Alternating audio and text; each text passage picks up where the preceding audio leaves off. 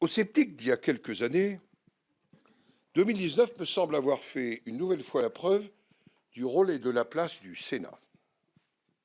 Le bicamérisme fonctionne, le Sénat imprime sa marque et influence d'ailleurs un certain nombre de projets du gouvernement.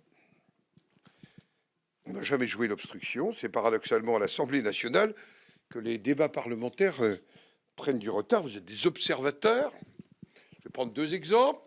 Un sur lequel il y a eu une CMP hier conclusive, l'économie circulaire, plus de 2800 amendements à l'Assemblée nationale, un peu plus de 700 au Sénat. Ne croyez pas que le Sénat soit moins imaginatif, mais peut-être est-il plus construit dans son imagination.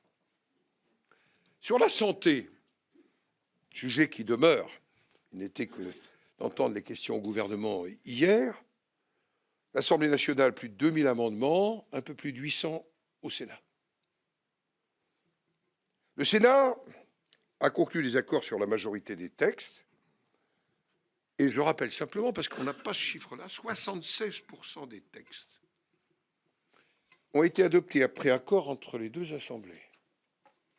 Et c'est une observation récente, plus de 70% des amendements du Sénat, y compris en cas de désaccord, ont été retenus dans le dialogue, y compris dans le dialogue interrompu, quand les CMP n'aboutissent pas.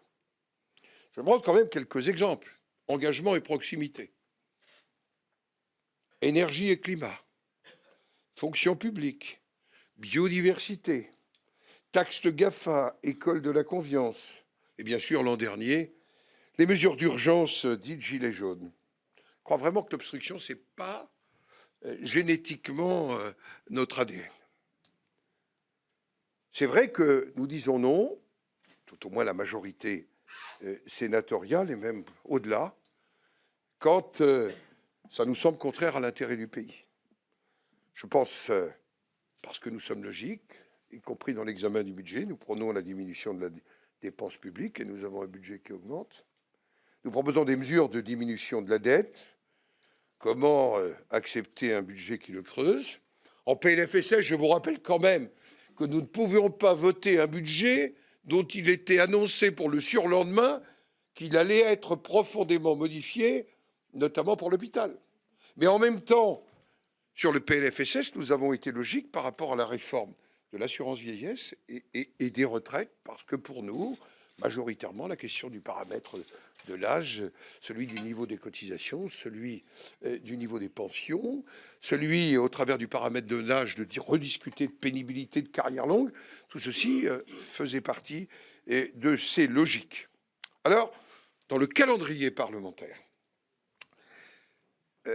nous allons avoir en janvier l'ensemble du texte sur la bioéthique, actuellement en commission, qui viendra en séance publique le 21 janvier prochain.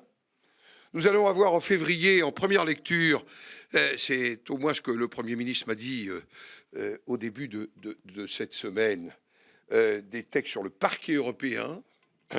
Nous allons avoir aussi un certain nombre d'adaptations de directives. Nous aurons en février les conclusions sur l'économie circulaire et le gaspillage. Et puis, avril et mai, nous devrions avoir audiovisuel, texte important, et annoncé hier par le Premier ministre, mais il me l'avait annoncé lundi, le texte sur les retraites.